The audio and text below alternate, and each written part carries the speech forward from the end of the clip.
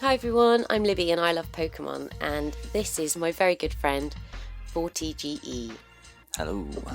Yeah, so we just tried out these new League battle decks. Yeah, and I took the Pikachu and Zekrom, and I had Charizard. yeah, and it was actually quite a couple of close games. The Charizard deck I thought was actually pretty powerful. They're quite evenly matched, I think. Yeah, couldn't work out whether it was because Pikachu had been deliberately limited or whether, I couldn't work out how they've been balanced. Yeah, because you were able to get energy a lot easier than I was. You had your Stadium card that meant you could discard a card to get an energy. You had the Welder card that could let you attach multiple energies to your Pokemon. Was it multiples or was it just one? Yeah, you attach up to 2 to a Pokemon and draw 3 cards. And I was really struggling when I was first experimenting with this deck of how to load up Pikachu, because he needs 3 energies before he can do anything. Sorry, Pikachu and Zekrom. And what I discovered was that if you use the Tapu Koko's retrieval from the discard pile quite early on, you can charge up Pikachu quite quickly.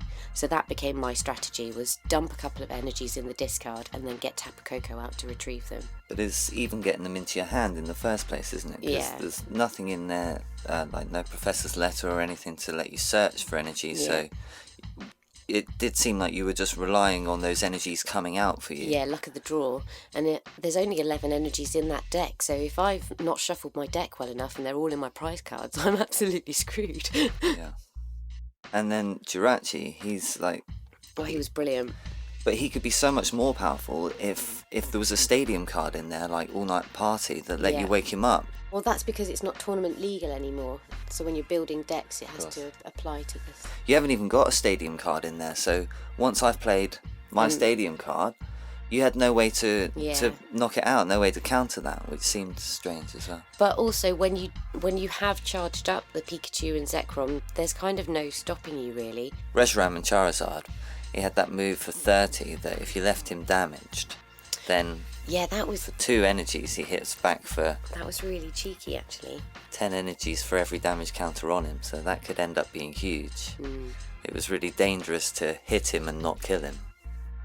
Hit him and not knock him out, I should say. So, overall thoughts on the deck? I really enjoyed them.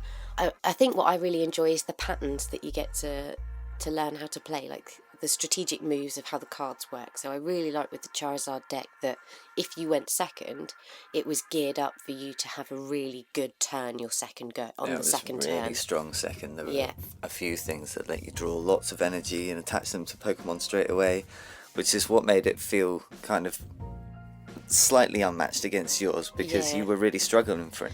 Once you had all your energy, you were really hard hitting it. It was hard to keep you back. But my understanding of that Pikachu and Zekrom deck is the strategy behind it has always been charge Pikachu as quick as you can and then start annihilating your opponent before they get time to start executing their strategy. But the setup of that deck seemed too slow to work like that. What, my deck or yours? Yeah, yours. Yeah. And it gave me time to get ready. Is that because they want to give Charizard a fair chance? Because he would have got totally battered by Pikachu. Well, they couldn't have another Charizard that just gets totally annihilated, could they? They had to... Because Charizard, when I've played with Charizard in other decks, he's actually quite a difficult card to play with. And actually I tend to shy away from playing with Charizard because he's a lot of energy. He then causes himself a lot of damage, and then sometimes you have to lose the energy. There are a couple of really good Charizards. The one with Roaring Resolve, yeah, sure. That's a great Charizard. Yeah, that is a great Charizard. But, out of all of the Charizards that's ever been... And on the subject of Charizard, the Charizard that's in that GX deck, in a PSA 10, I've seen that sell for $100. Wow. So, what's going to happen to the price of that card now that you can buy it in a pre-constructed deck and you don't have to pull it from a booster anymore? Well, there's that other... What's the other Charizard deck? The Hidden Fates one. Oh, no. Deck, you said? Yeah, the other theme deck that's got Relentless Flame. That Charizard's quite an expensive Charizard as well, isn't it? That's because the holo on that Charizard is exclusive to that deck, so you can get a holo Charizard with Roaring Resolve. That's right, yeah. But Yeah, not with the cracked foil that this one has got. the Relentless Flame one's got, yeah. I find that layer of Pokemon cards and stuff, that fries my brain. It's like boggles my brain a little bit how to do all of that. My brain doesn't work that way. I can play the game, and I can love the game, and I can win the game, but... You did win the game. Yeah, I did win the game. Go on then, closing thoughts on these decks? Obviously Pikachu and Zekrom is better than Charizard and Braixen because I kicked your butt.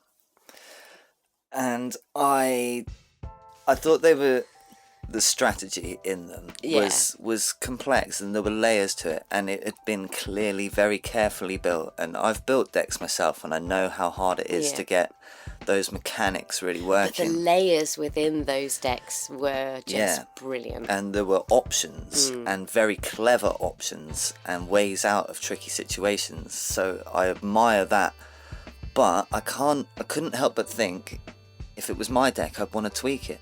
Obviously, there we were playing those pre-constructed decks against each other. Sure. But let's say you were going to enter a tournament and you were going to go up against somebody who's built their own deck.